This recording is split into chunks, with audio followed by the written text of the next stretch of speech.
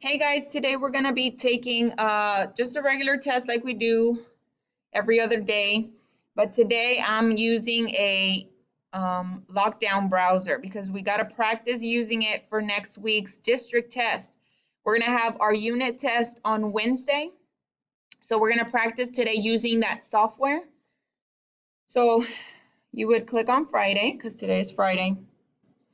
And then you're going to do the discussion first, then the practice second, and then the test last, just like we normally do.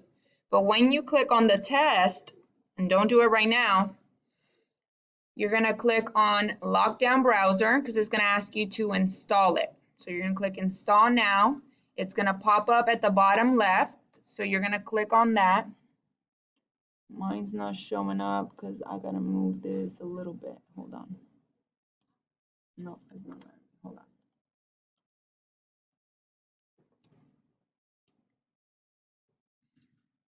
Okay, and then you're going to get a notice like this. Do you want to allow this app to make changes to your device? And you say yes.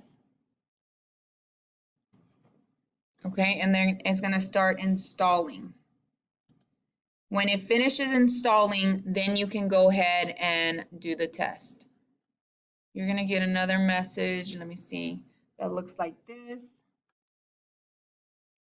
And then because mine was already installed, that's why it says reinstall, but that's fine. Just click next, whatever it chooses for you. And then it's going to start installing.